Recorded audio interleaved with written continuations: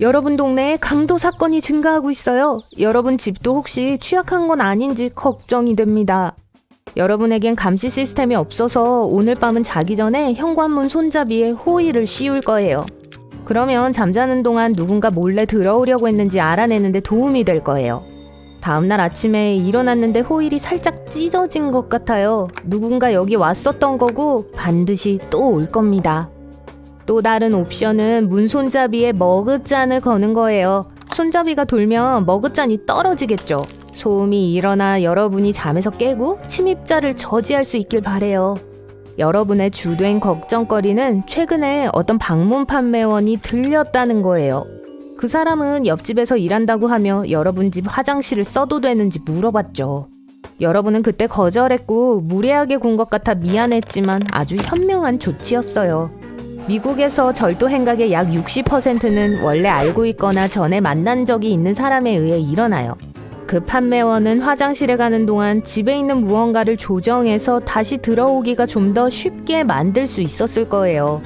그들은 어떤 보안 시스템이 설치되어 있는지 자세히 살펴보고 집의 구조적 짜임새를 확인하고 어떤 좋은 귀중품을 가지고 있는지 알아내고 싶어 했을지도 몰라요. 드디어 오늘 휴가 가시는군요. 집을 가능한 한 안전하도록 대비해 두어야 해요. 가득 찬 우체통은 강도가 목표물을 찾는 첫 번째예요. 여러분이 없는 동안 이웃이 여러분의 우편물을 챙겨줘야 해요. 깔끔하게 관리된 건물은 여러분이 항상 그곳에 있다는 분명한 신호예요. 여러분은 항상 잔디를 깎고 울타리를 다듬어 왔기 때문에 여러분이 없는 동안 누군가 이 일을 할 수 있도록 채비를 해야 할 거예요. 만약 겨울이라면 집 주변에 그대로 있는 눈도 표적이 될 거예요. 이웃에게 부탁해서 최근의 활동을 보여주는 가짜 발자국을 만드는 것 또한 억제 효과가 있을 거예요. 훌륭한 최초 방어책으로 작용되는 많은 유형의 울타리들도 있어요. 다행히도 여러분에겐 울타리를 따라 뾰족한 입에 관목이 있네요. 만약 누군가가 여러분의 소유주에 뛰어들어 날카롭거나 뾰족한 덤불에 떨어지면 즉시 불편함에 비명을 지르게 될 거예요. 그러면 침입자가 있다는 게 이웃들에게 알려지게 되겠죠. 그리고 나뭇잎들은 나중에 증거로 사용될 수 있는 옷의 조각들을 잡아줄 거예요. 여러분은 여행 준비 일주일 전부터 미리 하루 종일 무작위로 커튼을 여닫았어요. 명확한 패턴이 없다는 걸 확신시켜서 여러분이 없는 동안 커튼을 열어두는 게 문제되지 않을 거예요. 누군가 여러분의 재산을 정찰하고 있을 때를 대비해서 말이에요. 강도들은 각 가정의 동태를 파악하느라 동네를 걷거나 운전하며 며칠을 보내요. 강도들이 정말 싫어하는 한 가지는 이웃의 감시예요. 범죄자들은 정찰을 시작하기 전에 조사를 하고 그런 곳들은 피할 거예요. 돌아오면 정리할 게 있네요. 이제 모든 고가의 전자제품을 창문에서 멀리 치우세요. 훤히 보이는 곳에 가치 있는 물건이 없도록요. 찬장이나 숨은 방 안에 넣으세요. TV는 걱정하지 마세요. TV는 너무 크고 옮기는데 힘이 들어요. 범죄자들은 아이패드와 게임 장치 같은 작은 장치들에 더 관심이 있습니다. 보석 같은 작고 비싼 물건들은 상자에 넣고 비밀스러운 장소에 숨겨두세요. 놀랍게도 아이방이 좋은 곳이에요. 도둑들은 장난감은 아무런 가치가 없기 때문에 절대로 그 안에 들어가지 않는다고 인정했어요. 보험을 활용하기 위해선 전자장치에 있는 모든 일련 번호의 사진을 찍고 목록을 만들어두세요. 95%의 침입은 무력으로 이루어져요. 창문과 문을 보강해두는 게 좋습니다. 이렇게 하면 사기꾼들을 더 힘들게 만들 수 있어요. 뒷마당에 있는 모든 스툴, 의자, 사다리를 치우고 차고에 넣으세요. 그렇지 않으면 에어컨 실외기처럼 더 높은 출입구에 더 쉽게 접근할 수 있는 빌미가 될 거예요. 이게 강도들이 가장 좋아하는 것 중 하나인데 보강할 필요 없이 쉽게 뗄 수 있어서 입구가 생기거든요. 이를 더 쉽게 만들어주지 마세요. 강도들은 1분 안에 약한 문을 부술 수 있어요. 더 많은 지지를 위해 나무 대신 금속 프레임을 설치하세요. 경첩과 잠금 장치는 도둑들이 포기할 때까지 충분히 오랫동안 걷어차여도 견딜 수 있는 충분한 힘이 있어야 해요. 자물쇠는 취약해서 숙련된 도둑이 쉽게 딸 수 있어요. 그걸 제자리에 고정시켜주는 간단한 보호 잠금 장치가 그걸 꼼짝하지 않게 만들어줄 거예요. 차고 문에 있는 경첩들은 바깥쪽으로 열리기 때문에 취약하며 경첩에서 핀을 빼면 쉽게 접근할 수 있어요. 핀을 뺄 수 없게 조작 방지 핀으로 교체하세요. 그리고 마지막으로 차고 머리 위 문은 도둑이 제일 먼저 접근하려는 곳 중 하나예요. 이 문에는 완전히 고정시켜주는 자물쇠가 없어요. 걸쇠에 자물쇠를 부착해서 트랙에 연결해서 제자리에 고정시켜두세요. 차고 문에는 이 옵션이 없으니까 롤러 바로 위에 있는 트랙 중 하나에 구멍을 뚫고 자물쇠를 달아주세요. 강도들은 그 집의 주인을 보호하는 충성스런 수호자인 개를 무서워해요. 한 조사에 따르면 도둑들이 침입한 대부분의 집에는 개가 없었던 걸로 나타났어요. 왜냐하면 강도질하는 동안 주의를 끌고 싶지 않기 때문이었죠. 안타깝게도 여러분에게는 개가 없어요. 하지만 현관문 밖에 개 밥그릇을 두는 것만으로도 강도들은 물러날 거예요.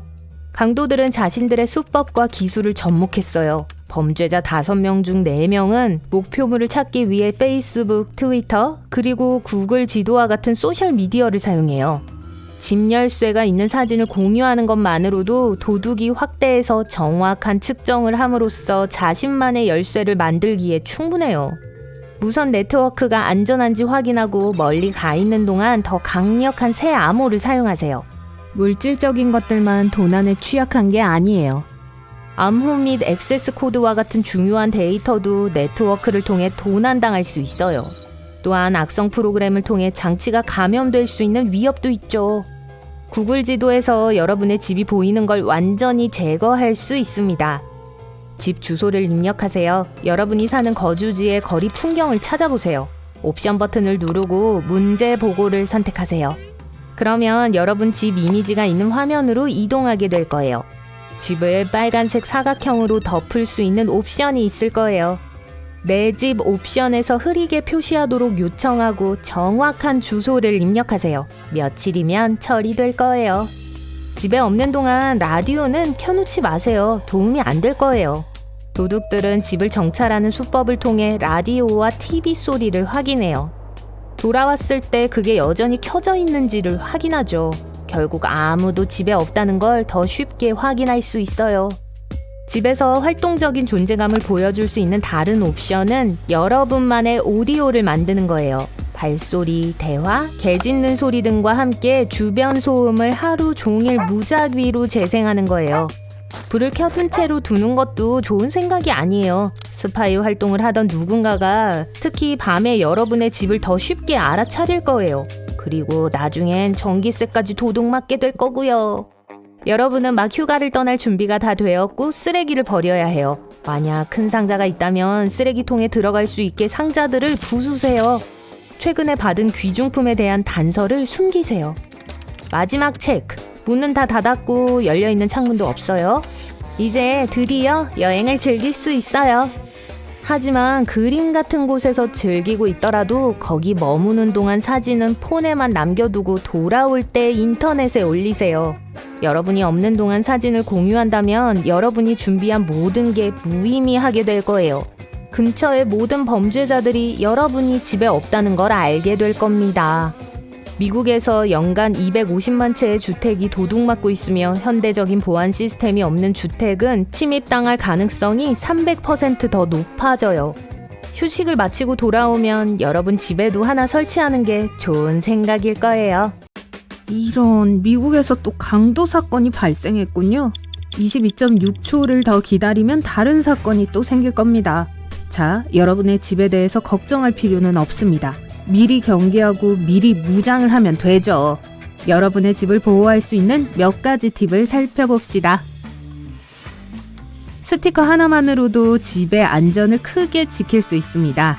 예를 들어 실제로는 사실이 아니라 하더라도 집에 보안 시스템이 설치되었다는 스티커를 붙이실 수 있어요. 아주 설득력 있게 들리지는 않을 수도 있지만 강도들은 이런 집을 털고 싶어 하지 않습니다. 여기서 한 가지 더 알려드리죠. 스티커가 진짜처럼 보이게 꾸미세요. 그러니까 조잡한 모양으로는 안 될 거예요. 돈을 조금 더 내서 진짜처럼 보이는 스티커를 사는 게 더 낫습니다. 또 다른 트릭 하나는 아주 큰 신발 한 켤레를 강도들이 똑똑히 볼 수 있도록 현관에 놓아두는 것입니다.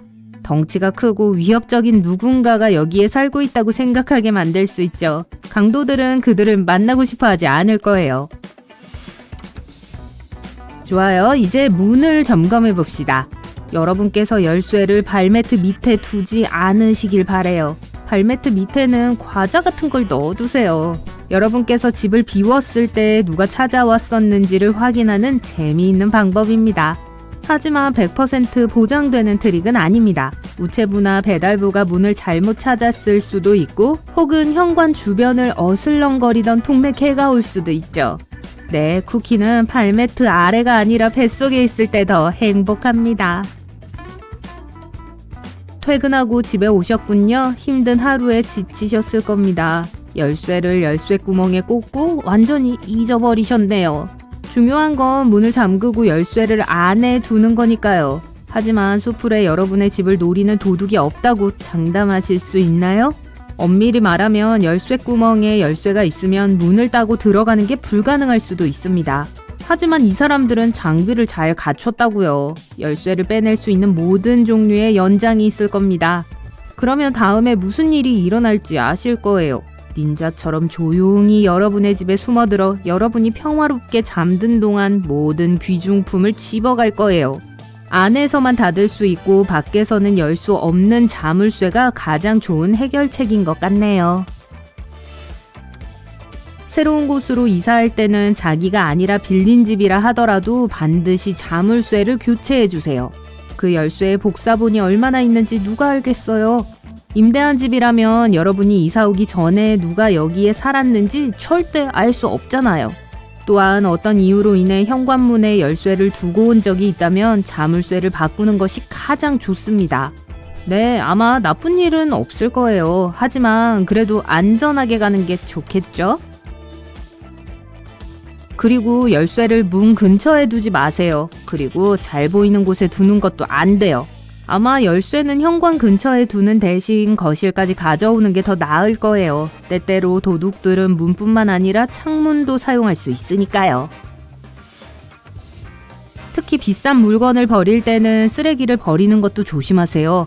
도둑들에게 여러분이 무엇을 샀는지, 얼마를 지불했는지 알려주지 마세요.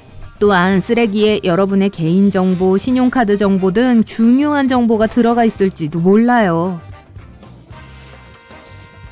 우편함을 잘 살펴보시고 자물쇠가 잘 달려있는지 확인해보세요. 문제는 도둑들이 여러분의 우편함 내용물에 꽤 관심이 있을 수 있다는 거예요. 그러니까 이건 아주 단순한 비법이에요. 우편함은 잠그고 개인정보와 관련된 서류는 반드시 파기해주세요. 이제 집 앞 잔디밭을 살펴봅시다. 뭔가 위험한 게 보여요. 이 큰 덤불을 말하는 거예요. 네, 알아요. 다듬을 시간이 없으시겠죠.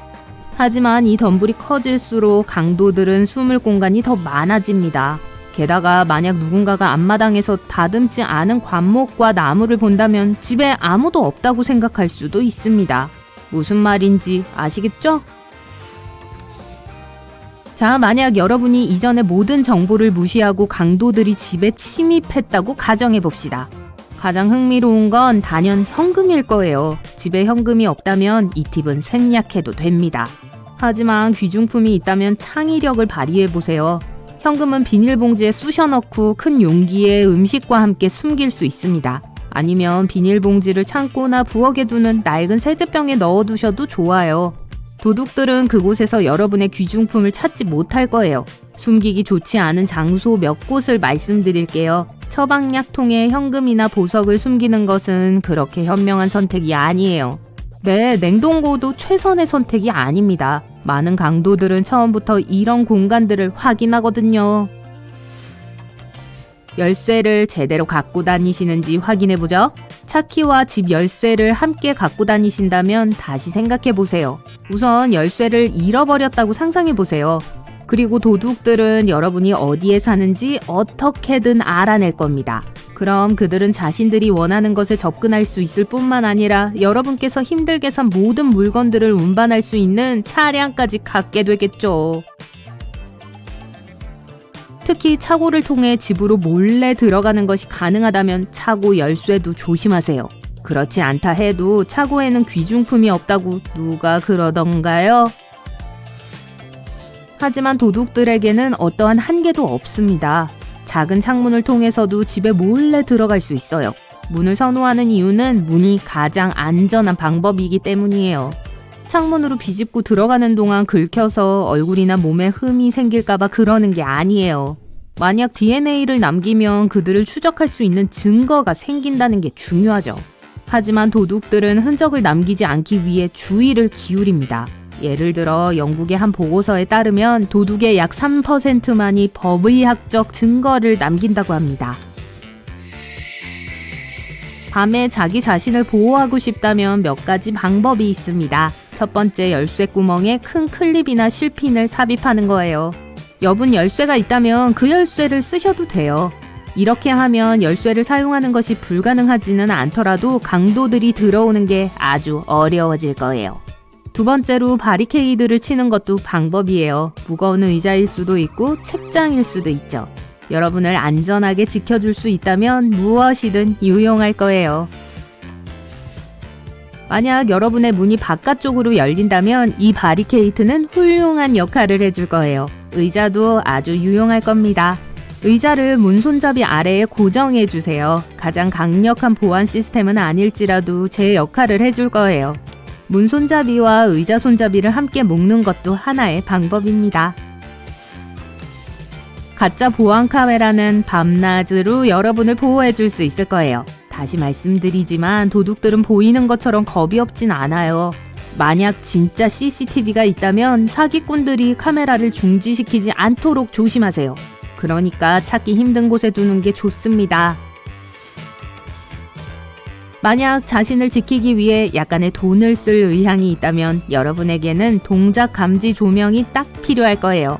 도둑들은 어두운 곳을 좋아하기 때문에 일단 여러분의 집에 접근하면 밝은 빛에 겁을 먹을 겁니다.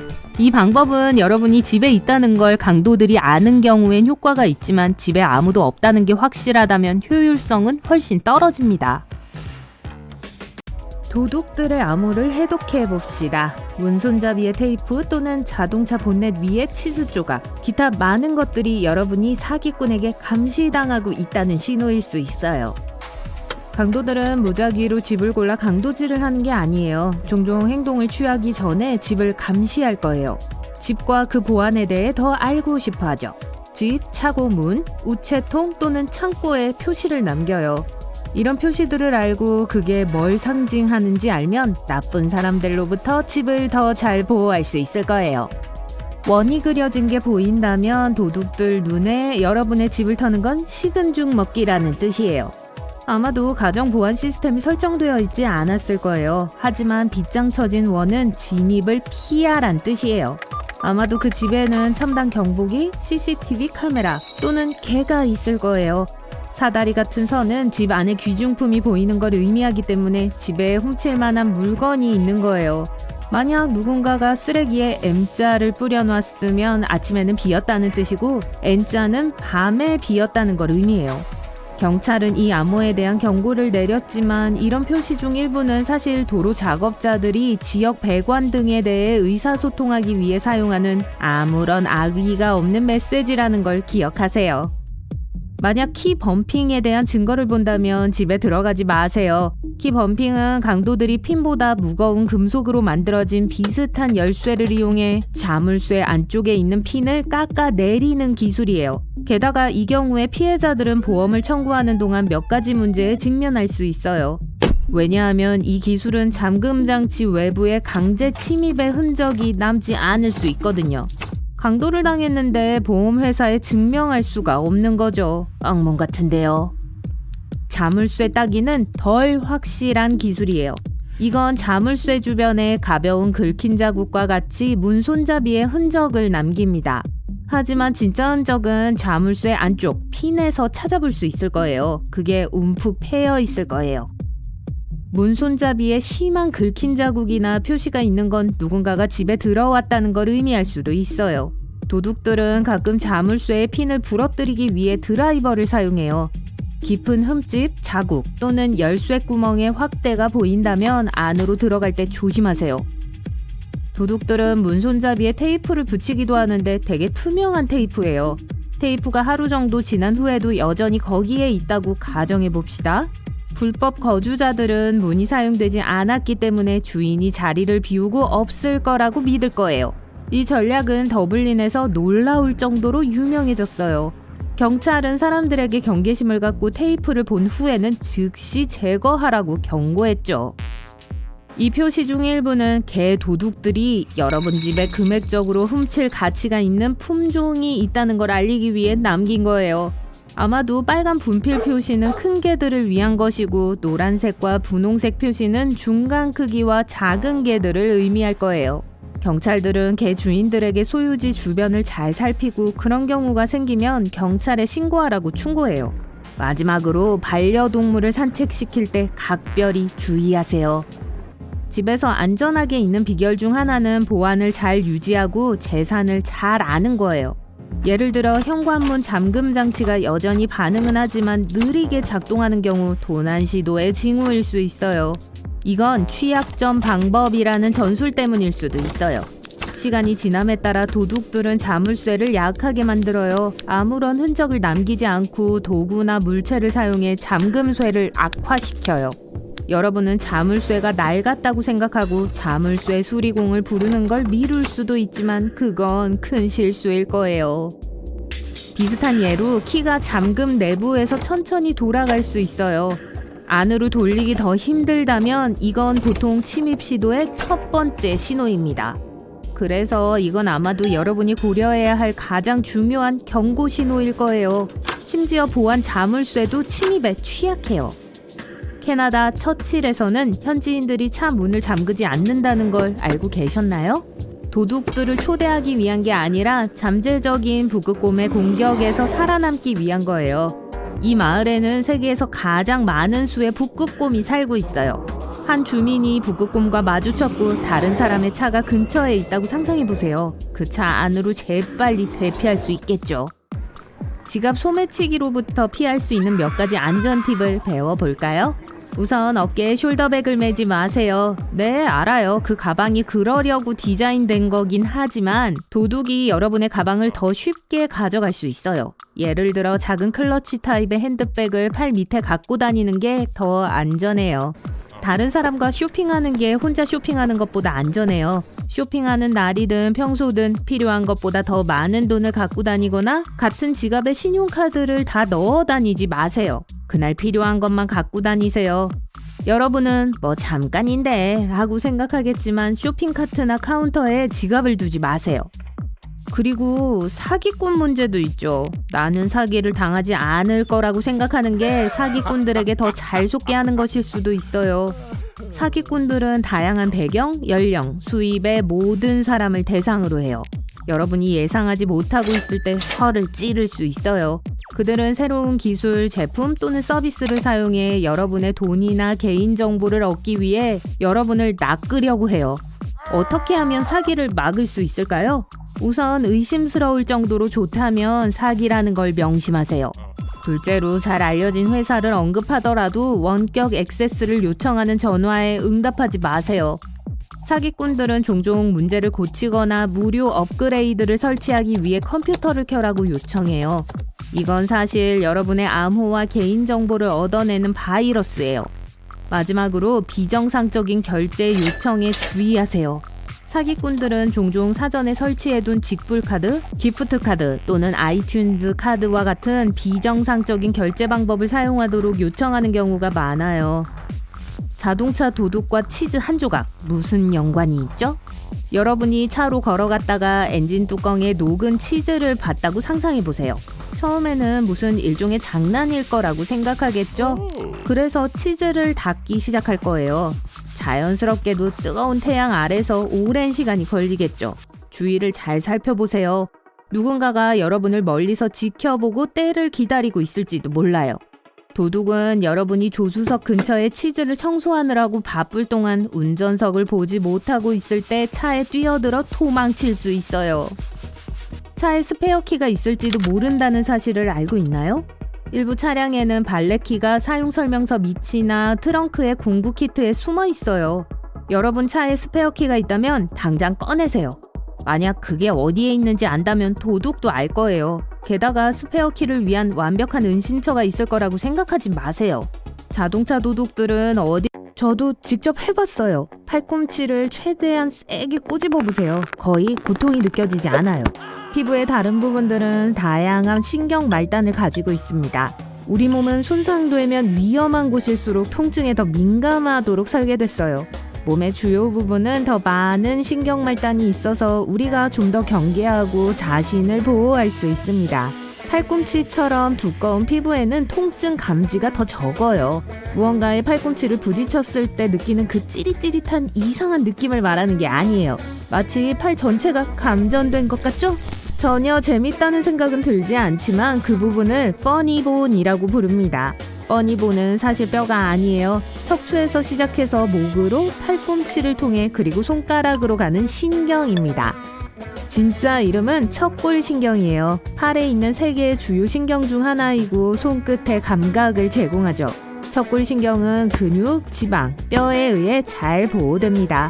하지만 이 신경이 노출되는 부분이 한 곳 있는데 거기가 바로 팔꿈치에 있는 퍼니본이에요. 다르긴 하지만 아킬레스 이야기의 실제 버전 같죠? 이제 퍼니본을 부딪혔을 때 왜 느낌이 다른지와 팔꿈치를 꼬집어도 아무 통증이 느껴지지 않는지 알게 됐어요. 다음 현상은 사회적으로 어색한 순간에 발생합니다. 항상 그런 건 아니에요. 짝사랑하는 사람이 칭찬을 할 때 발생할 수도 있으니까요.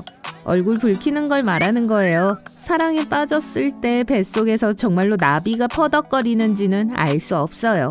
하지만 확실한 사실은 우리가 얼굴을 붉힐 때 위벽도 빨갛게 변한다는 거예요. 네, 제가 봤어요. 위벽은 안에 있는 산으로부터 위벽을 보호하는 조직입니다. 얼굴을 붉힐 때 피가 피부 표면으로 올라가기 때문에 얼굴이 붉어져요. 위도 예외는 아니죠. 이건 감정의 변화에 대한 자연스러운 생리적 반응이에요. 위에 대한 얘기가 나와서 말인데 위액은 강철 테이블을 녹일 수 있는 능력이 있습니다. 위산이 내장기관을 녹여버리고도 남는다는 뜻이죠. 다행히도 위벽은 이런 일이 일어나는 것을 막아줍니다. 3번째 사실은 우리가 어둠 속에서 빛날 수 있다는 거예요. 아직 불을 끄지 마세요. 맨눈으로는 볼 수 없으니까요. 반짝이는 인체의 이러한 비주얼은 초민감 카메라로 감지됩니다. 일본 과학자들은 인간의 생물 발광 이미지를 최초로 포착했어요. 오직 초민감 카메라만이 우리 몸이 아주 적은 양의 빛을 방출한다는 걸 보여줄 수 있습니다. 왜냐하면 이 빛은 사람의 눈이 감지할 수 있는 것보다 1000배나 약하기 때문이에요. 사실 모든 살아있는 생물은 세포 안의 화학 반응 덕분에 적은 양의 빛을 생산합니다. 인간이 이 목록에 새로 추가된 거예요. 연구원들은 며칠 동안 지원자들의 상체를 사진으로 찍었습니다. 결과는 방출된 빛의 양이 24시간 주기를 따른다는 걸 보여줬어요. 늦은 오후에 가장 높고 늦은 밤에 가장 낮아요. 게다가 가장 밝은 빛은 뺨, 이마, 목에서 발산됩니다. 흥미롭게도 이것은 열 카메라에 잡힌 가장 밝은 영역과 일치하지 않아요. 아침에 낮보다 키가 조금 더 크다는 걸 알고 있었나요? 네, 제가 측정해봤어요. 사실 이 키 차이는 중력과 관련이 있습니다. 중력은 우리가 하루 종일 일어서거나 앉을 때 척추와 무릎의 연골을 압박해요. 하지만 누워있을 때 척추는 압력을 덜 받고 이완됩니다. 그래서 밤새 침대에서 휴식을 취한 후 아침에 일어났을 때 키가 더 큰 거예요. 키의 차이는 2.5cm도 안 되니까 이 정보를 듣고 누가 더 키가 큰지 내기하지 마세요. 재미있는 사실은 임무를 마치고 돌아온 우주 비행사들은 보통 지구에서보다 키가 몇 센티미터 더 큽니다. ISS의 중력이 부족하기 때문이죠. 하지만 그 키가 유지되는 건 아니에요. 다시 지구에 도착했을 때 중력은 서서히 평소의 키로 밀어내립니다. 이제 이미 언급했던 기관인 피부로 돌아가 볼게요. 네, 피부는 장기예요. 사실 피부는 몸에서 가장 큰 기관입니다. 몸무게의 약 15%를 차지해요. 피부는 몸을 덮는 것 외에 어떤 일을 할까요? 중요한 기능을 수행해요. 예를 들어 외부의 물리적, 생물학적 피해로부터 우리 몸을 보호합니다. 게다가 과도한 수분 손실을 방지해요. 인간의 몸이 또 어떤 놀라운 사실을 숨기고 있는지 궁금하네요. 하지만 이제 동물의 세계로 넘어가겠습니다. 올빼미는 눈알이 없어요. 대신 안관이라고 불리는 걸 가지고 있습니다. 막대 모양의 눈은 인간의 안구처럼 눈 구멍에서 움직이지 않아요.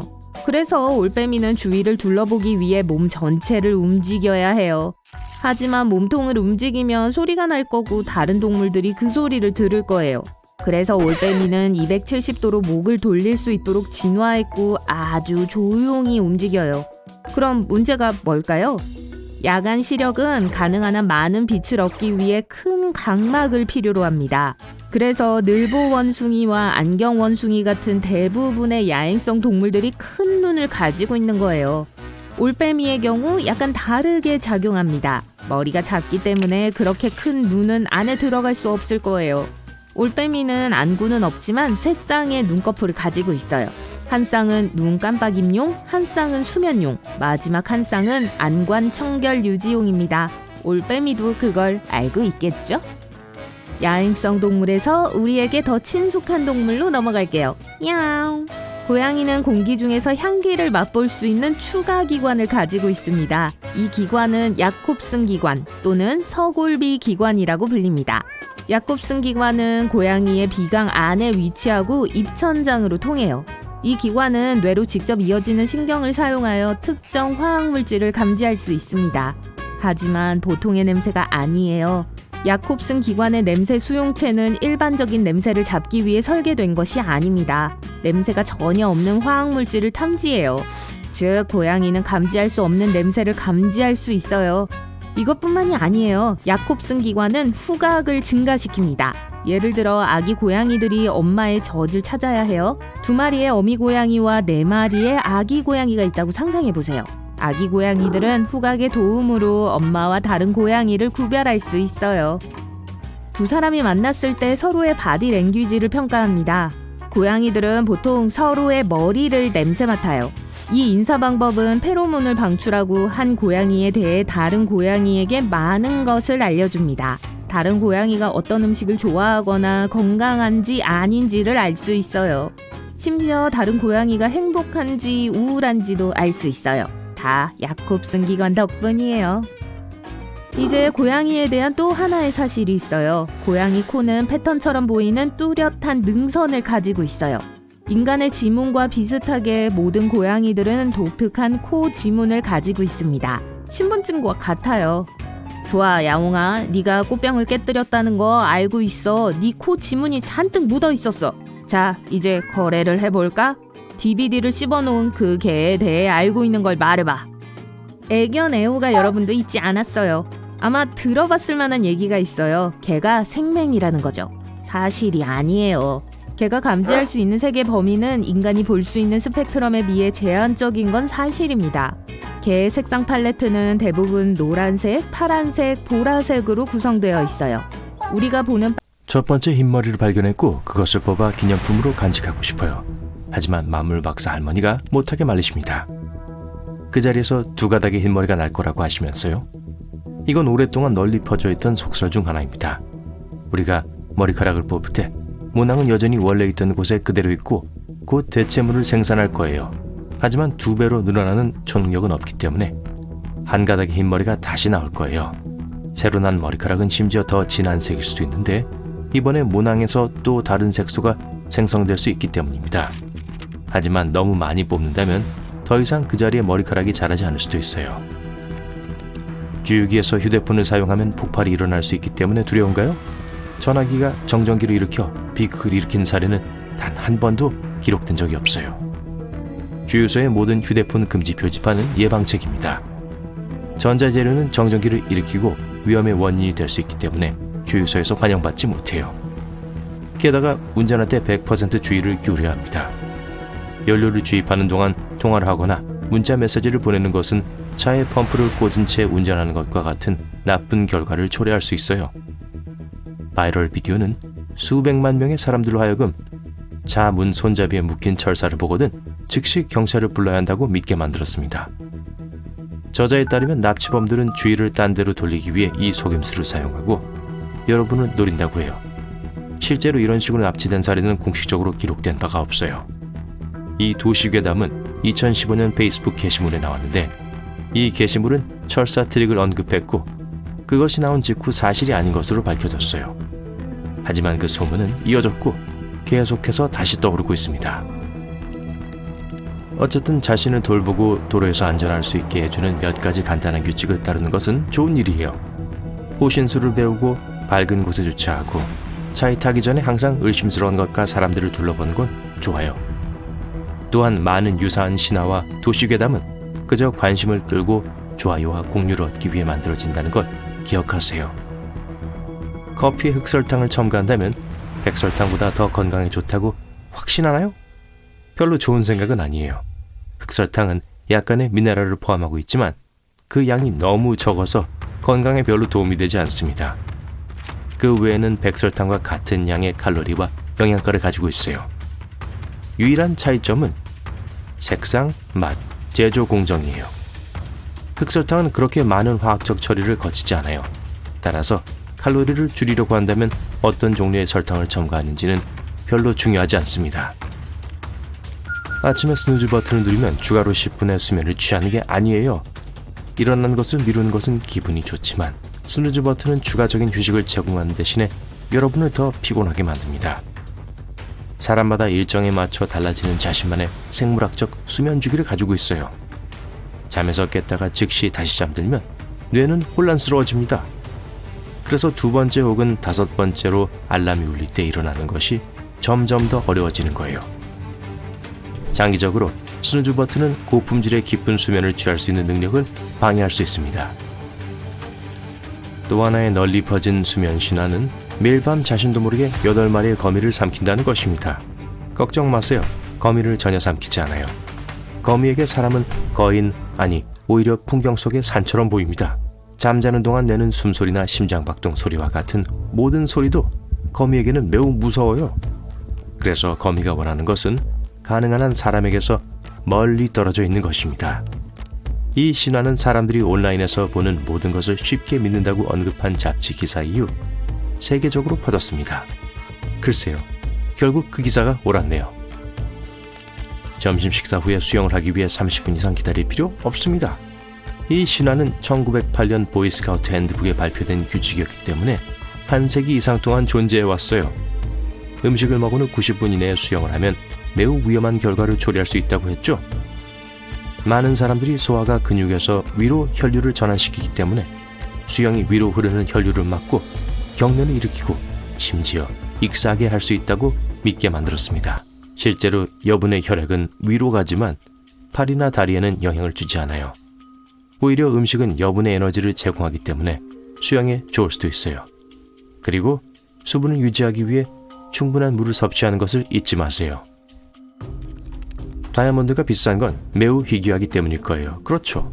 다이아몬드는 우리가 생각하는 것만큼 희귀하지 않다는 것이 밝혀졌어요. 루비, 에메랄드, 사파이어가 다이아몬드보다 훨씬 더 희귀하고 훨씬 더 비쌉니다. 과학자들은 심지어 인공 다이아몬드를 만드는 방법을 발견했고 그 생산을 다소 쉽게 만들었어요. 그래서 사람들이 기꺼이 지불하는 다이아몬드의 비싼 가격은 100년도 더 된 매우 성공적인 마케팅 캠페인의 결과입니다. 다이아몬드를 채굴하고 판매하는 회사는 다이아몬드에 대한 신화를 전 세계에 퍼뜨렸어요. 그들은 다이아몬드가 너무 희귀해서 가격이 합리적이라고 지구상의 모든 사람들을 설득했습니다. 게다가 다이아몬드를 사랑과 약혼의 상징으로 만들었어요. 영화는 모든 공룡이 거대하고 위험한 도마뱀이라고 믿게 만들었지만 실제로는 다양한 종의 공룡들이 있습니다. 일부는 고양이나 골든 리트리버보다 크지 않았어요. 작은 종들이 큰 종들보다 더 많았던 것으로 보입니다. 게다가 티라노사우루스와 같은 몇몇 공룡들은 심지어 깃털로 덮여 있었어요. 특히 초기 단계에서 말이죠. 바닷속으로 깊이 들어갈수록 점점 더 어두워지다가 빛이 완전히 사라집니다. 물 색깔은 표면에서의 가까운 청록색에서 더 진한 파란색으로 바뀌고 그 다음에는 인디고 블루와 완전한 블랙으로 바뀝니다. 햇빛은 깊은 물속을 약하게 투과해요. 엄밀히 말하면 975m 아래에서는 공식적으로 빛이 전혀 없습니다. 하지만 저 아래에는 다른 종류의 빛이 있어요. 파란색과 초록색 발광입니다. 루시페라제라고 불리는 효소 덕분에 빛이 발생해요. 그것은 고에너지 분자를 분해하고 박테리아와 심해어의 몸에서 광자를 생성합니다. 여름이 더운 건 지구가 태양에 가까워지기 때문이고 겨울이 추운 건 태양에서 멀리 떨어져 있기 때문이라는 것이 논리적으로 보여요.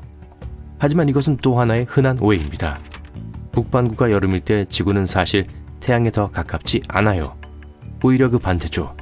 지구는 7월 중에는 태양으로부터 가장 먼 지점에 있고 1월 중에는 가장 가까운 지점에 있습니다.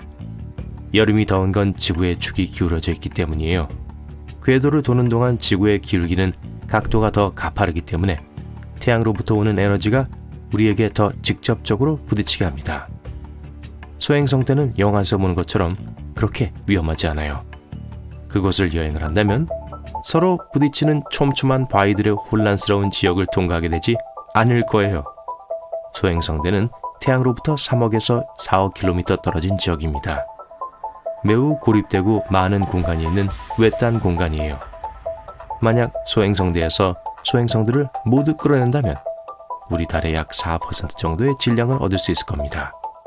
그래서 우주 비행사들이 하나의 소행성이 다른 소행성과 충돌하는 것을 볼 때 정말로 흥분하는 거예요.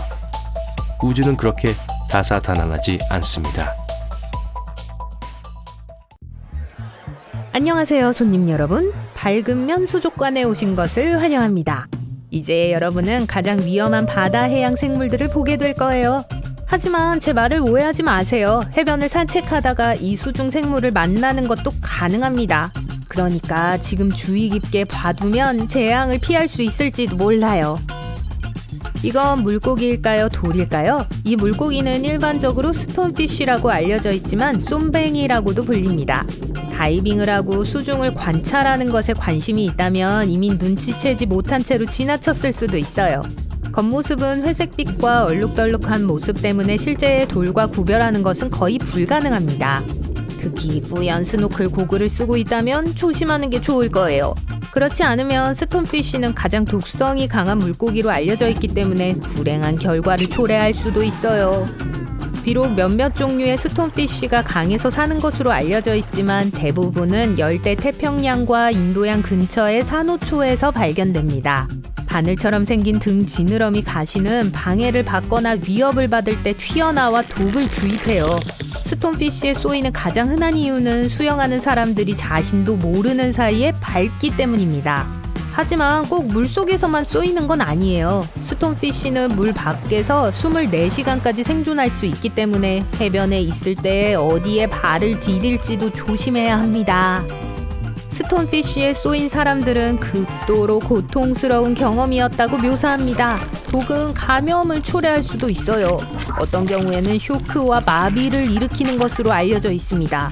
약간 충격적일 수도 있지만 이런 나쁜 평판에도 불구하고 제대로 준비한다면 스톤피쉬는 먹을 수 있습니다. 열을 가하면 독이 분해돼요. 그리고 독의 주요 공급원인 등지느러미를 제거하면 생선회로도 먹을 수 있어요. 이 동물은 공상과학 영화에서 나온 것처럼 생겼지만 진짜 존재합니다. 푸른 고리 문어를 소개합니다.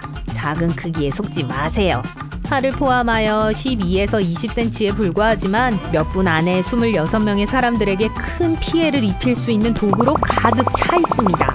스톤피쉬처럼 파란고리 문어는 일본에서 호주에 이르는 태평양과 인도양에서 발견돼요. 일반적으로 산호초와 해저의 바위 지역에서 삽니다. 또한 조수 웅덩이, 해초, 그리고 녹조층에서 발견될 수도 있어요. 푸른고리 문어는 천성이 공격적이지는 않아요. 개나 새우와 같은 먹이를 찾거나 짝을 찾지 않을 때는 종종 바다의 잔해, 조개 또는 틈새에 숨습니다. 자극을 받거나 궁지에 몰리거나 만질 경우에만 인간에게 위험해져요. 위협을 받으면 밝은 노란색으로 변하고 잠재적인 포식자들에 대한 경고 표시로 온몸에 푸른 무지갯빛 고리가 나타납니다. 물린 자국이 보통 눈에 띄지 않기 때문에 너무 늦을 때까지 물린 것을 깨닫지 못할 수도 있어요. 푸른고리 문어의 독은 어지럼증, 감각이나 운동 능력의 상실, 그리고 궁극적으로 마비를 일으킬 수 있습니다. 그러니까 절대 만지지 않는 것이 좋고 발견한다면 서둘러 물러서는 것이 좋아요. 아니요, 이건 꽃다발이 아니에요. 그러니까 분홍색 튜브 같은 것 중 하나를 골라 냄새를 맡으려고 하지 마세요. 여러분의 눈앞에 있는 것은 꽃성게라고 불리는 해양 동물입니다. 멋지게 보일 수도 있지만 외모에 속지 마세요. 이것은 2014년 기네스 세계 기록에서 가장 위험한 성게로 이름을 올렸어요. 꽃성게는 인도 서태평양의 열대 지역에 서식하며 0에서 90m 깊이의 산호초, 바위, 모래, 해초층에서 발견됩니다. 가장 눈에 띄는 특징은 불가사리에서도 발견되는 발톱 모양의 방어 기관인 차극이에요. 꽃성게가 다른 성게와 다른 점은 이름에서 알 수 있듯이 차극이 꽃과 비슷하고 보통 분홍빛 흰색에서 노란색을 띤 흰색의 가운데 보라색 점이 있다는 사실입니다. 이 꽃 아래에는 짧고 뭉툭한 가시가 숨어 있어요. 비록 많은 바다 성게가 가시를 통해 독을 전달하지만 꽃성게는 차극이나 꽃을 통해 독을 전달해요. 방해받지 않는다면 이 꽃의 끝은 보통 둥근 컷 모양으로 확장됩니다. 그 표면에는 위협을 감지할 수 있는 작은 센서가 있어요. 일단 위협 대상에 접촉하면 이 꽃들은 즉시 다치고 독을 주입하기 시작합니다. 이상한 것은 꽃의 작은 발톱이 때때로 줄기에서 떨어져 나와 접촉 지점에 붙어 있고 그것을 만진 사람에게 몇 시간 동안 계속해서 독을 주입할 수 있다는 겁니다. 녹은 라즈베리 아이스크림의 거대한 웅덩이처럼 보이죠? 그럼 좋겠죠. 이건 사자갈기 해파리로 자이언트 해파리, 머리카락 해파리, 북유령 해파리로도 알려져 있습니다. 차가운 물을 선호하기 때문에 대부분 북극, 북대서양, 그리고 북태평양에서 발견됩니다. 하지만 브리튼제도 주변과 스칸디나비아 바다에서도 발견할 수 있어요. 사자갈기 해파리는 알려진 해파리 중 가장 큰 종 중 하나입니다. 길이가 3m에 이르는 긴 머리카락 같은 촉수에서 그 이름을 얻었죠. 비록 사자갈기 해파리의 평균 종 직경은 약 50cm이지만 때때로 직경이 2m 이상에 도달할 수 있습니다. 기록된 가장 큰 사자갈기 해파리는 1865년 매사추세츠 해안에서 발견됐어요. 그것은 촉수의 길이가 36m였고 지름이 2m였어요. 이해를 돕기 위해 이것은 대왕고래보다 더 깁니다. 사자갈기 해파리는 촉수를 바깥으로 뻗고 먹이를 잡기 위해 덫을 만들어 사냥을 합니다. 약 1200개의 따가운 촉수를 가지고 있기 때문에 물고기가 빠져나오려면 매우 운이 좋아야 할 거예요. 사자갈기 해파리의 침은 보통 생명에 위협이 되지 않지만 매우 고통스러울 수 있기 때문에 여전히 촉수 가까이로 헤엄치는 건 피하는 게 좋습니다. 만약 해변에 떠밀려온 것을 보더라도 만지지 않는 게 좋아요. 해안에 떠내려온 지 한참 후에도 여전히 침을 쏠 수 있기 때문이에요.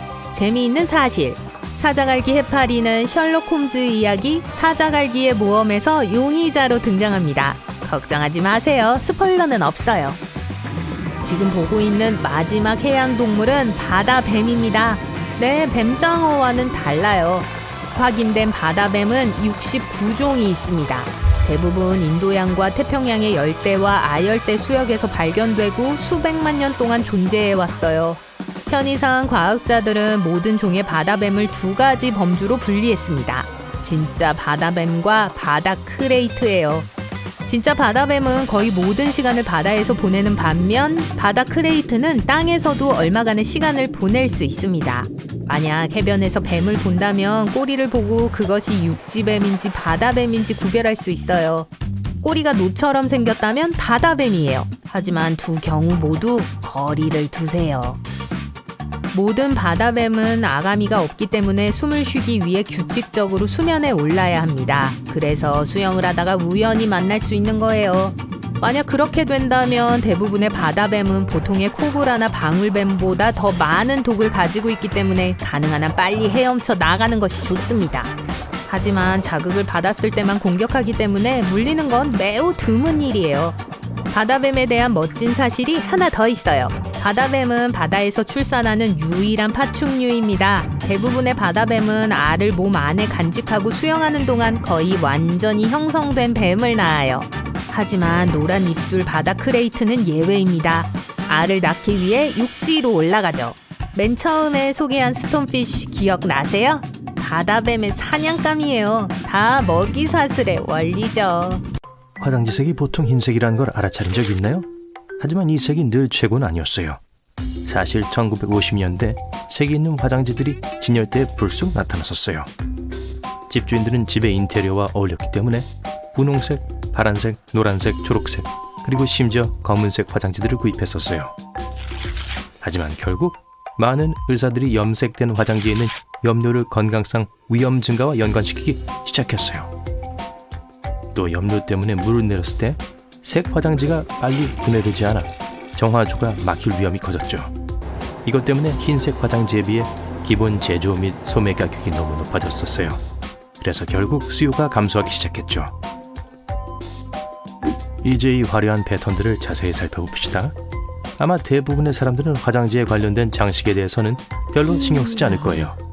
하지만 이 패턴들은 여전히 존재해요. 그러면 왜죠? 여러 의견들이 있어요. 어떤 사람들은 이게 단지 마케팅 도구일 뿐이라고 해요. 제조업자들이 자신들의 제품을 더 미적으로 보기 좋게 만들기 위해 예쁜 장식을 쓴다는 거예요.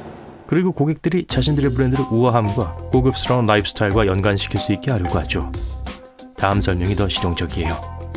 이 패턴들은 화장지를 더 부풀려서 흡수력을 높여줘요. 푹신한 것 이야기가 나와서 말인데, 공중 화장실에는 왜 그렇게 거친 화장지가 있는지 궁금해 본 적이 있나요? 가장 분명한 대답은 고품질의 화장지가 더 비싸기 때문이에요. 또 회사들은 품질이 낮은 화장지로를 구매하는 걸 선호해요. 왜냐하면 화장지를 덜 자주 교체할 수 있기 때문이죠. 이 결정은 또 도둑질 방지하는 데 도움이 되네요. 네, 사람들이 실제로 공중 화장실에서 화장지를 훔쳐가요. 공중 화장실의 전등 스위치가 보통 밖에 설치되어 있다는 걸 알아차린 적 있나요? 이건 우연이 아니에요. 건설 회사들은 안전상의 이유로 그렇게 해놨어요. 왜냐하면 아시다시피 전기와 물은 위험한 조합이거든요. 그리고 전등 스위치는 전원에 연결되어 있어요. 그래서 말 그대로 전기가 흘러요. 물론 전문적으로 설치된 스위치에는 추가적인 안전 예방 조치가 많이 취해져 있어요. 하지만 대부분의 건설업체들은 위험을 감수하지 않는 걸 선호하죠. 영국은 미국에 비해 전등 스위치 안전에 대해 훨씬 더 엄격한 규칙을 갖고 있어요. 그래서 만약 런던에서 산다면 화장실 밖에서 전등 스위치를 더 흔하게 볼 수 있을 거예요. 하지만 걱정 마세요. 미국 대부분의 욕실은 독립적인 전기 회로를 갖추고 있어요. 우연한 감전의 경우 추가적인 안전을 제공해주죠. 전류에 변화가 생기면 자동적으로 차단될 거예요. 이 세상에는 놀라운 조명 선택지들이 많죠. 하지만 신호등은 왜 빨간색, 녹색, 노란색일까요? 알고 보니 거기에는 합리적인 설명이 있어요. 자동차 신호등이 있기 전에 기차 교통 신호등이 있었어요. 그리고 최초의 철도 운영자들은 흰색을 출발, 빨간색을 정차, 녹색을 주의하라는 의미로 사용했어요. 하지만 나중에 흰색이 그렇게 좋은 생각이 아니라는 걸 깨닫게 되었죠. 왜냐하면 밝은 흰색 빛은 밤에 별로 쉽게 오인할 수 있었기 때문이에요. 그래서 철도 회사들은 흰색 대신 녹색이 출발을, 노란색은 주의를 의미하는 걸로 바꿨어요. 이 색들이 다른 색들과 쉽게 구별될 수 있었기 때문이에요. 그리고 마침내 이 전통은 자동차 신호등으로 퍼져나가 표준이 되었어요. 빨간색의 경우 파장이 제일 길기 때문에 운전자들이 다른 색깔들보다 더 먼 거리에서 그걸 볼 수 있어요. 그리고 노란색은 주의 표시로 선택되었어요. 왜냐하면 빨간색보다는 약간 짧은 파장을 갖고 있지만 녹색보다는 더 긴 파장을 갖고 있기 때문이에요. 여러분 집에서 가장 먼지가 많은 방은 어디죠? 보통 정답은 침실이에요. 하지만 왜일까요? 침실은 피부세포, 진드기로부터 먼지를 그리고 커튼, 침대 시트, 카펫의 직물에서 섬유를 발생시키는 경향이 있어요. 반려동물이 있다면 털과 피부세포는 이 먼지투성이 파티에 상당한 양의 먼지를 더해줄 거예요. 다행히도 침실의 먼지를 덜 일으키게 만들어줄 간단한 방법이 있어요. 여기에는 매일 침대를 정리하고 청소기와 물로 정기적으로 그 구역을 청소하는 게 포함돼요. 카펫과 먼지가 쌓이는 경향이 있는 불필요한 가구와 장식품들을 없애는 노력을 할 수 있어요. 또 커튼이나 침대 시트를 구입할 때 품질에 유의하세요. 직물이 느슨할수록 더 많은 먼지가 쌓여요. 그리고 마지막으로 반려동물이 침실로 들어가는 걸 금지할 수 있지만 솔직히 그렇게 하지 않을 거죠. 현대의 공기청정기, 에어컨, 그리고 천장 선풍기는 여러분의 수면 공간을 더 편안하게 만들어줄 수 있어요. 하지만 정기적으로 청소하세요. 그렇지 않았다가 만약 필터가 더러워지거나 털이나 다른 공기오염 물질로 막혀버리면 새로운 먼지들을 제대로 빨아들이지 못할 거예요. 그리고 그 먼지들이 결국 침실 표면으로 가게 될 거예요.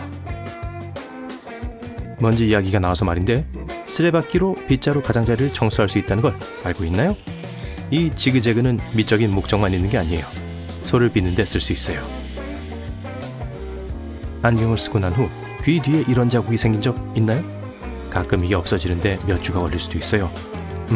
이건 안경의 옆부분인 관자놀이가 머리에 맞게 조정되지 않았다는 걸 의미해요. 이게 피부 자극이나 심지어 두통까지도 유발할 수 있어요. 만약 귀 뒤쪽으로 구부러져 있다면 두개골의 연약한 부분을 누릴 수 있어요. 그러니 관자놀이 부분은 크기가 맞아야 할 뿐만 아니라 정확하게 조정되어 있어야 한다는 걸 명심하세요. 전문 안경사가 이 문제를 쉽게 해결해 줄 거예요. 혼자서 하는 것보다 훨씬 안전해요. 강판은 수평으로 두고 쓸 수 있어요. 대부분의 경우 당근이나 큰 치즈 덩어리를 이렇게 가는 게 훨씬 더 편해요. 만약 고트치즈나 모짜렐라 같은 부드러운 제품을 갈고 싶다면 갈기 전에 약 30분 동안 냉동고에 넣어 놓으세요. 또 청소를 더 쉽게 하고 치즈가 달라붙는 걸 방지하는 방법이 있어요. 사용하기 전에 소량의 오일을 강판에 뿌려요. 그리고 이제 강판에서 가장 인기가 없는 부분을 살펴볼까요? 써본 적 있나요? 이쪽은 슬라이싱을 위해 설계된 거예요. 샐러드나 파스타를 위한 얇게 썬 야채 조각을 만들거나 감자칩을 얇게 썰기를 원한다면 꽤 편리해요. 그리고 이 작은 구멍들은 껍질을 벗기거나 아주 미세하게 갈기 위해 설계된 거예요. 강판은 다음 비식품 팁에도 꽤 유용해요. 만약 예산이 한정돼 있다면 아주 싼 세탁비누를 구입해 소량을 갈아 세탁제를 사용하는 대신 그걸 여러분의 세탁기에 바로 넣을 수 있어요. 냉장고가 문 여는 방식을 바꿀 수 있다는 걸 알고 있었나요? 이쪽에 경첩이 있어요. 반대편에 부착하면 문이 반대로 열릴 거예요. 하지만 혼자서 수리를 시도하기 전에 전원을 끄고 특정 모델의 냉장고에 대한 설명서를 읽으세요. 호일에 반짝이는 면과 칙칙한 면이 있다는 걸 알아차렸나요? 많은 사람들은 빛나는 면이 열을 더 잘 가두기 때문에 어느 쪽이 위로 가고 아래로 가는지 중요하다고 생각해요. 하지만 사실 아무 차이가 없어요. 제조 공정 때문에 두 면이 살짝 달라 보이는 거예요. 하지만 둘 다 용도가 같아요. 호일은 부엌에서만 유용한 게 아니에요. 여기 잘 알려지지 않은 배터리 트릭이 있어요. AA 배터리가 다 떨어졌다고 해봅시다. 걱정 마세요. 작은 AAA 건전지와 약간의 호일을 쓰세요. 한쪽 끝에 끼워 넣기만 하면 돼요. AA와 AAA 배터리가 모두 동일한 양의 전압을 전달하기 때문에 작동이 되는 거예요. 중식 테이크아웃 음식 용기가 펼쳐져서 접시로 변할 수 있다는 거 알고 있었나요? 양쪽을 풀어주기만 하면 되고 나머지는 중력이 해줄 거예요. 그런데 이런 종류의 종이판 용기의 옛 학명은 굴통이에요. 왜냐하면 원래 굴을 담기 위해 고안됐거든요. 발트의 변칙. 2011년 한 다이빙 팀이 발트의 북쪽 바다의 바닥으로 내려갔어요. 보물 찾기에 나섰던 거죠. 하지만 그들이 발견한 건 꽤 이상한 물건이었어요. 그 사진을 찍어 다른 사람들에게 보여주었을 때 많은 사람들이 그게 다른 문명의 침몰한 우주선이라고 믿었죠. 어떤 사람들은 어떠한 자연적인 원인들이 이 물체를 형성했을 거라고 생각했어요. 하지만 구조물 안에 있는 금속들은 분명 자연적으로 형성될 수 없었어요. 이제 일부 과학자들은 심지어 그게 빙하기 훨씬 전에 나타난 것이라고 믿고 있어요. 어쩌면 그때 얼음 밑에 갇혀 있었던 운석이었을지도 몰라요. 소용돌이는 두 개의 해류가 충돌해 원형 와류를 만들 때 형성되는 일종의 강력한 회전 해류예요. 심지어 두려움을 모르는 바이킹들도 소용돌이는 무서워했어요. 왜냐하면 그게 큰 배를 침몰시킬 정도로 강력했기 때문이죠. 이 소용돌이는 오늘날에도 여전히 위험해요. 다행히도 소용돌이의 힘을 견딜 수 있을 만큼 충분히 큰 현대의 큰 배들에겐 위험하지 않아요. 하지만 소용돌이에 빠진 유람선은 보통 큰 배도 꽤 격렬하게 좌우로 흔들릴 수 있는 거대한 파도에 직면해요. 소용돌이는 너무 강해서 수중 블랙홀 같은 걸로 변할 수 있어요. 네, 블랙홀은 차가운 우주 공간에만 존재하는 게 아니에요. 바다에서 소용돌이 치고 있는 우리 고향 행성에서도 찾아볼 수 있죠.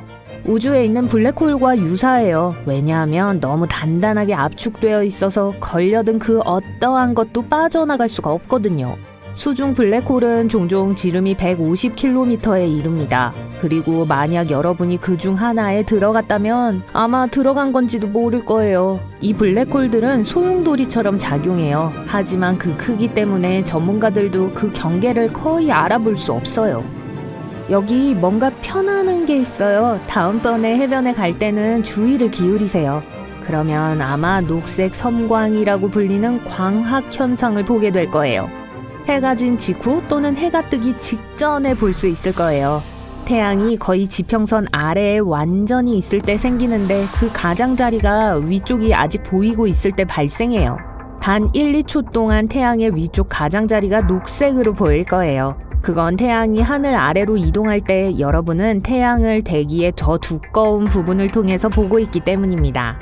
지평선 아래로 가라앉으면서 빛은 대기 중에 굴절되거나 휘어져 흩어져요. 이 현상을 더 잘 보기 위해서는 지평선에 구름이나 연무가 없는 맑은 날을 기다리세요. 멋진 수영을 기대하고 있었는데 바닷물이 빨갛다는 걸 알게 됐나요? 들어가지 않는 게 좋겠어요. 플로리다는 적조로 유명해요. 특정 미세 조류의 농도가 정상보다 높을 때 발생하죠. 해양과 민물에 있는 수천 종류의 조류는 대부분 동물과 인간에게 무해해요. 산소의 중요한 공급원이기 때문에 심지어 우리를 도와주죠. 하지만 바다를 붉게 만드는 조류와 같은 어떤 것들은 바다거북, 물고기, 그리고 바다새와 같은 해양동물들에게 아주 위험할 수 있어요. 이런 종류는 통제할 수 없을 정도로 자랄 수 있고 인간에게 해로운 신경 독을 생산할 수 있어요. 특히 호흡기 문제가 있는 사람들에게 말이죠.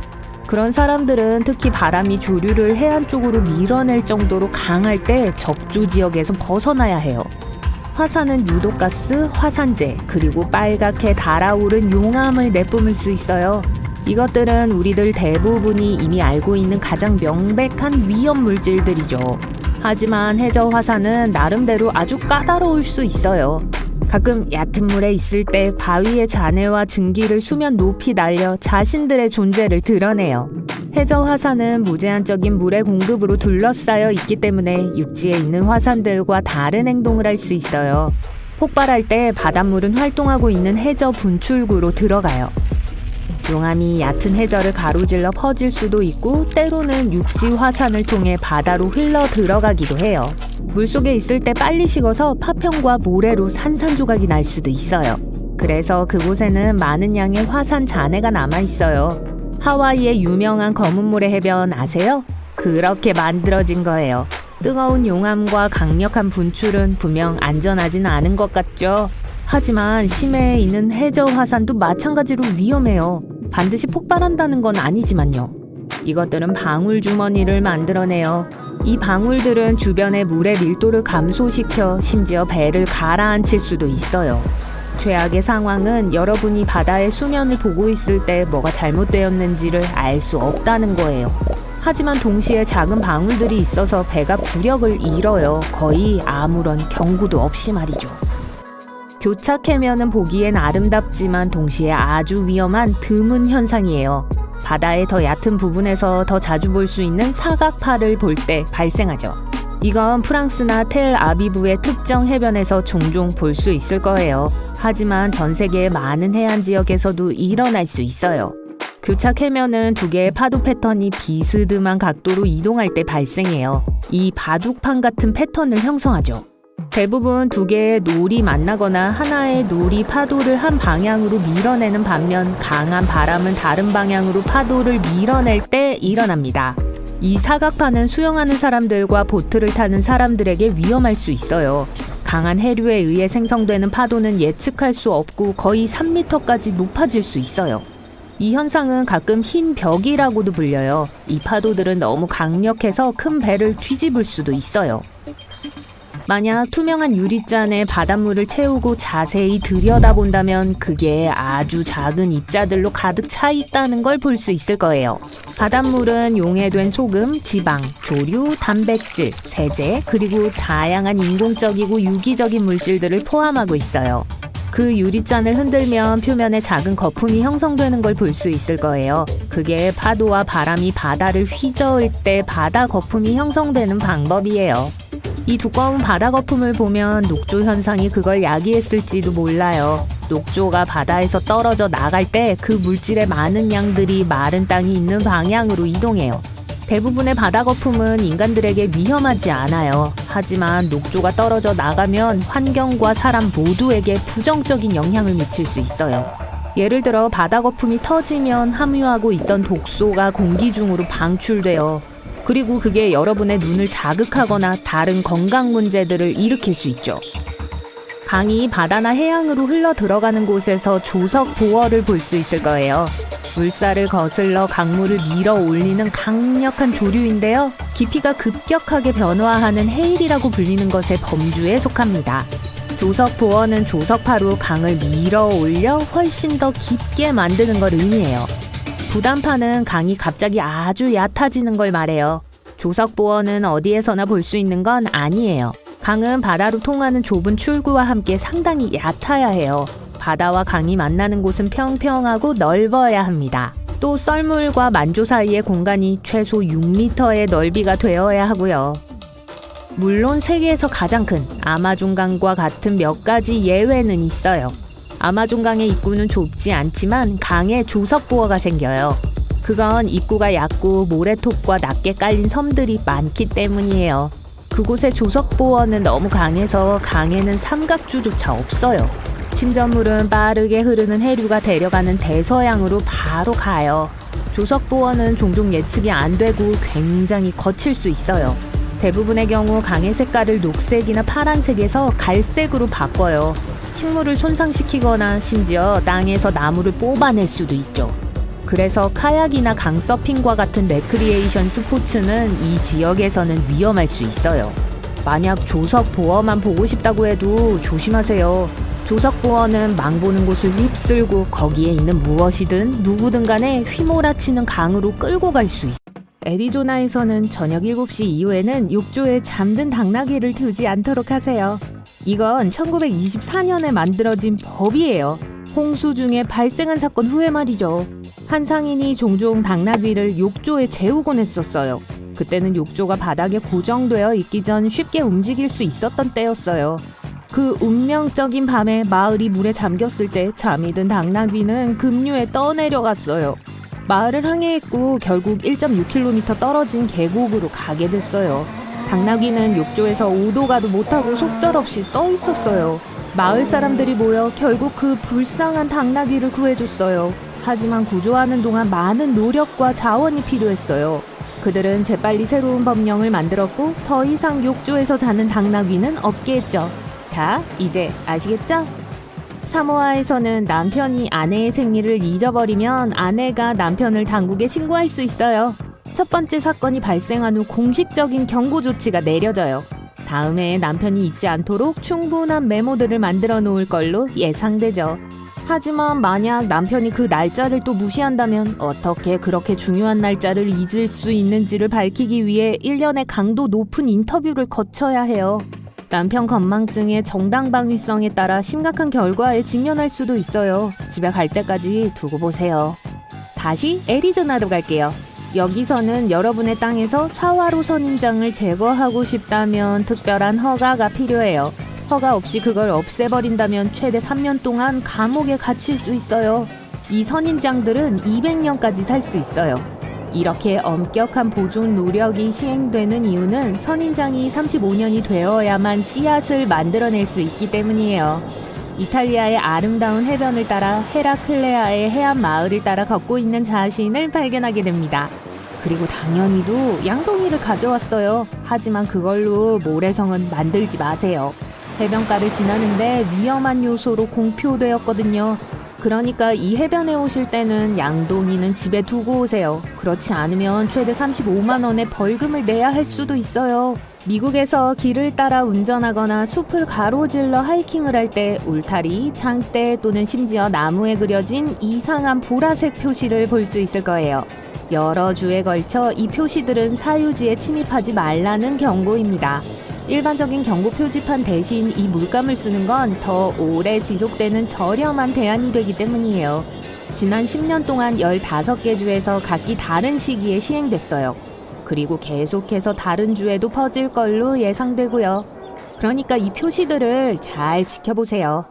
어느 날 싱가포르 당국은 1년에 껌 치우는데 2억 원을 쓰고 있다는 걸 알아차렸어요. 그리고 그게 의자와 테이블 아래에만 있는 것들도 아니었어요. 센서에 영향을 미쳐 지연을 야기하는 지하철의 중요한 곳에서도 껌을 발견했어요. 그래서 1992년에 껌은 공식적으로 금지됐어요. 법은 관광객들에게 더 관대했고 오직 적은 양만 그 나라에 들일 수 있어요. 또 치과 의사들은 치아 위생을 위해 껌을 환자에게 처방할 수 있어요. 공중 화장실 청결에 관한 또 다른 문제가 싱가포르에 있었어요. 당국은 전국에 걸쳐 지저분한 공중 화장실이 너무 많다는 걸 깨달았어요. 이게 의심할 여지 없이 세계에서 가장 깨끗한 나라라는 명성에 오점을 남길 수 있었죠. 그들은 화장실 요원을 포함한 감시 시스템을 시행했어요. 이 사람들은 화장실을 감시하면서 깨끗한 화장실만 있도록 하기 위해 애쓰죠. 위생 기준을 충족하지 못한 업주들은 신고돼요. 여러분은 태국의 번화한 거리를 걷고 있다가 지폐를 떨어뜨렸어요. 바람이 지폐를 집어 날려버려서 여러분은 정신없이 그걸 쫓아요. 돈을 멈출 수 있을 만큼 충분히 가까워졌지만 발은 쓰지 않도록 하세요. 태국에서는 발이 낮고 더러운 걸로 간주되기 때문에 지폐를 밟는 것은 큰 범죄로 여겨져요. 태국 지폐에는 중요한 사람들의 초상화가 그려져 있기 때문에 밟으면 안 돼요. 지폐의 가치가 아무리 크더라도 밟지 마세요. 안 그러면 감옥에 갇히게 될 거예요. 독일의 아우토반을 따라 차를 타고 속도를 내고 있어요. 이곳은 원하는 만큼 빠르게 운전할 수 있는 마지막 장소 중 하나예요. 하지만 여행을 하다 보니 연료 탱크가 비어 있다는 걸 발견했고 여러분은 차를 세우고 멈춰요. 다른 곳에서는 큰 문제가 되지 않지만 여기서는 막을 수 있었던 위험으로 간주돼요. 기회가 있었을 때 연료를 채울 선견지명이 없었던 것에 대해 11만 원의 벌금을 내야 할 거예요. 아우토반에 대한 추가 규정에는 주차, 후진, 심지어 유턴도 금지되어 있어요. 40년대에 한 쌍의 피클 포장업자가 코네티컷에서 자신들의 상품을 팔고 있었어요. 이 피클들은 정확히는 먹을 수 있는 건 아니었지만 여전히 오래된 상품을 팔려고 했었죠. 그들은 곧 잡혔고 미래의 이 문제를 피하기 위해 새로운 법이 시행됐어요. 피클을 팔려면 피클이 튀어 올라야 한다는 새로운 필요 조건이 생겼어요. 그 당시에는 그게 먹어도 안전한지 확인하는 가장 좋은 방법이었는데 보존 방법이 발전하면서 이 법은 잊혀졌어요. 하지만 여전히 존재는 하고 있어요. 뉴욕의 늦은 밤이고 여러분은 빠르게 가게로 뛰어가요. 신발을 신는 게 소용없어요. 이렇게 짧은 거리를 가는데 너무 많은 힘이 들잖아요. 하지만 길을 건너다 갑자기 경찰에 의해 처지당해요. 여러분은 아무 잘못도 한 게 없어서 혼란스럽지만 경찰들은 오후 10시가 넘도록 슬리퍼를 신은 죄로 여러분을 바로 체포해버려요. 이 규칙은 냄새나는 슬리퍼가 쥐와 다른 해충들을 끌어모은다고 믿어져서 시행되고 있어요. 그런데 공공장소에서 잠옷 입는 건 괜찮아요. 여러분은 웨스턴 오스트레일리아의 건조한 모래길을 가로질러 운전하고 있어요. 차 안에 뭔가 의심스러운 걸 숨기고 있어요. 관심을 끌지 않기를 바라면서 망설이면서 가고 있죠. 감자 마케팅 당국에 의해 차가 세워지면서 갑자기 걱정이 돼요. 그들은 차를 수색하고 여러분이 50kg 이상의 감자를 운반하고 있다는 걸 발견해요. 이 법은 1946년 심각한 배급 기간 동안 상업활동을 보호하기 위해 시행됐어요. 그 이후로 그 법이 없어지긴 했지만 그건 2016년이 되고 나서였어요. 영국 국회의사당에 여행 갈 계획을 하고 있다면 갑옷은 집에 두고 왔는지 확인하세요. 1913년 아무도 금속 양복을 다 입고서는 들어갈 수 없다고 선언됐어요. 안전상의 이유로 만들어졌는데요. 법이 발효되는데 몇 년이 걸렸어요. 랭커스터 백작이 처음에 이 판결을 무시했거든요. 하지만 1319년 이 법을 무시한 혐의로 그를 기소한 이후 의회에 갑옷을 입은 사람은 없었어요. 그리고 이 법은 오늘날까지 유지되고 있어요. 그리스에는 시간의 시련을 견뎌낸 놀라운 역사적 기념물이 많이 있어요. 하지만 이 기념물들의 지속 가능성에 대한 가장 큰 우려는 관광이에요. 이에 대응하기 위한 법은 역사적인 기념물에서 하이힐을 신는 걸 금지하는 것이었어요. 돌로 만들어진 극장인 오데오는 서기 161년에 만들어졌어요. 오늘날 보행으로 인한 뚜렷한 손상이 보여요. 그 피해 중 틈 사이에서 30kg의 껌도 발견했어요. 그러니 음식과 음료도 뾰족한 신발과 함께 금지예요. 여러분은 호주의 빅토리아주에서 연을 날리고 있는데 보기에는 아무 문제가 없어 보이는 활동이죠. 하지만 경찰이 갑자기 나타나도 놀라지 마세요. 1966년에 법이 만들어졌는데 만약 근처에 있는 누군가를 짜증나게 하면서까지 연을 날린다면 벌금을 물 수도 있는데 진짜로요. 꽤 큰 돈을 내야 해요. 하지만 호주의 크기로 볼 때 주변에 아무도 없는 연을 날릴 수 있는 장소를 찾는 건 꽤 쉬울 거예요. 오클라호마는 개의 복지를 보살피는 게 아주 높이 평가되어서 개를